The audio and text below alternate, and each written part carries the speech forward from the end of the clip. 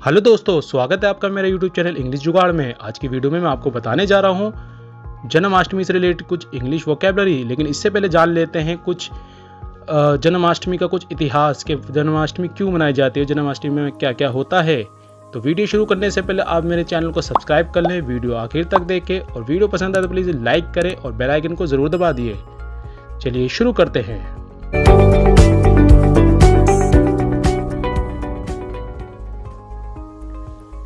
तो जन्माष्टमी का त्यौहार मनाने के लिए इसके पीछे एक कहानी है।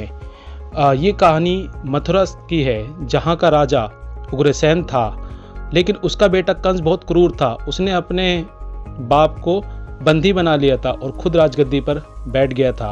उसने अपने राज्य में बहुत ज़्यादा क्रूरता फैला रखी थी, लोग उससे बहुत ज़्यादा परेशान थे। कंस की बहन का नाम देवकी था और देवकी के पति का नाम वासुदेव था। कंस को जब पता चलता है कि उसका कत्ल देवकी का 8वां पुत्र करेगा, तो उसने देवकी के सारे बच्चों को मार दिया।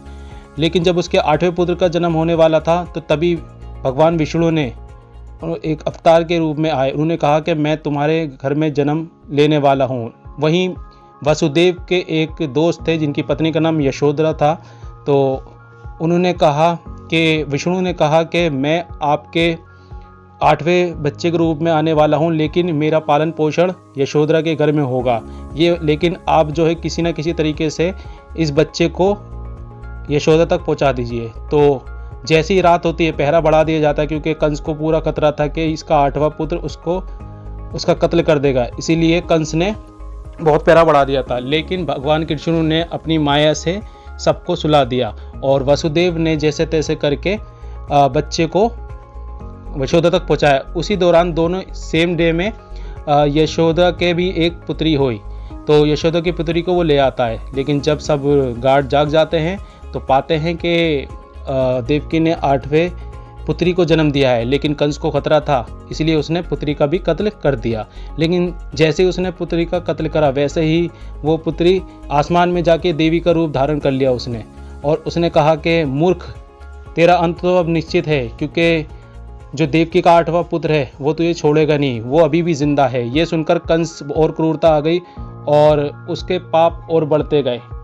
लेकिन अब कृष्ण जी ने जन्म ले लिया था और इसीलिए जब कंस ने उसे मारने के लिए अपने यमदूत भेजे, राक्षस भेजे, लेकिन कृष्ण जी ने अपनी माया से सबको खत्म कर दिया और बड़े होकर बड़ी आसानी से श्री कृष्ण ने कंस का वध कर दिया। तो इनका पालन पोषण यशोधरा ने करा, इसीलिए यशोधरा ने अपने पति के साथ, पूरे गांव के साथ जन्माष्टमी का त्यौहार मनाया। तब से जन्माष्टमी का त्यौहार पूरे देश में हर्ष और उल्लास के साथ मनाया जाता है। तो अब बात करते हैं वोकैबुलरी की। भगवान कृष्ण को कहते हैं लॉर्ड कृष्णा। नटखट को कहते हैं नोटी। भगवान कृष्ण माखन चुराया करते थे, तो माखन चोर को कहते हैं बटर थीफ। और दही को कहते हैं कार्ड। और दही की हांडी को कहते हैं अर्थन पॉट। कृष्ण जी का जब छोटे थे तो वो पालने में लेटे रहते थे, तो पालने को इंग्लिश में कहते हैं हैमॉक या क्रैडल। कृष्ण जी बांसुरी बजाया करते थे, तो बांसुरी बजाने को कहते हैं, बांसुरी को कहते हैं फ्लूट और बांसुरी बजाने को कहते हैं प्ले फ्लूट। मुकुट को कहते हैं क्राउन और मोर के पंख को बोलते हैं, जो कि कृष्ण जी के मुकुट में लगा रहता था, उसे बोलते हैं पिकॉक फेदर। अवतार को कहते हैं एनकैर्नेशन। झुलाने को कहते हैं स्विंग। भक्त को कहा जाता है डिवोटी। भक्ति को कहते हैं डिवोशन। प्रसाद को बोला जाता है ब्लेस्ड फूड या ऑफरिंग, इसे सैक्रामेंट भी बोलते हैं। भगवान श्री कृष्ण का जन्म आधी रात में हुआ था, तो आधी रात को कहते हैं मिडनाइट। माला को कहते हैं गार्लैंड। आरती उतारने को कहते हैं ऑफर आरती या प्योरिफिकेशन भी बोलते हैं इसे। व्रत रखने को, इस दिन व्रत रखते हैं लोग, तो इसे फास्ट कहते हैं या ऑब्जर्व फास्ट भी बोल सकते हैं इसे। पीला फूल, जैसा कि पार्कों में देखा होगा आपने, उसमें से रस निकलता है, मधुमक्खी होती हैं, तो उसे कहते हैं येलो कैनर।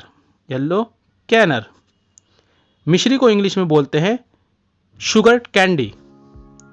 पंचांग जैसे जिसे कैलेंडर कहा जाता है, भजन को कहते हैं हाइम्स, और परंपरा को कहते हैं ट्रेडिशन।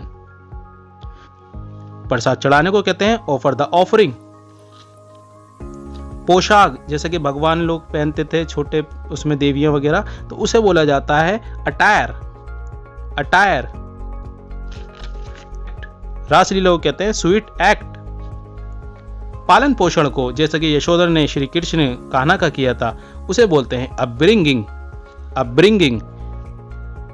जैसे कि जन्माष्टमी वाले दिन कंपटीशन होता है हांडी का, तो कंपटीशन को बोला जाता है प्रतियोगिता। जैसे कि जन्माष्टमी में प्रतियोगिता होती है हांडी फोड़ने की, तो प्रतियोगिता को बोलते हैं कंपटीशन। तो उम्मीद करता हूँ आपको वीडियो पसंद आई होगी। ऑलमोस्ट मैंने सारी आपको वोकैबुलरी बता दी है। अगर वीडियो पसंद है प्लीज़ लाइक करें, शेयर करें, चैनल को सब्सक्राइब करना ना भूलें। सभी को जन्माष्टमी की बहुत बहुत हार्दिक बधाइयाँ। तो मिलते हैं मेरी नेक्स्ट वीडियो में। Till then bye bye.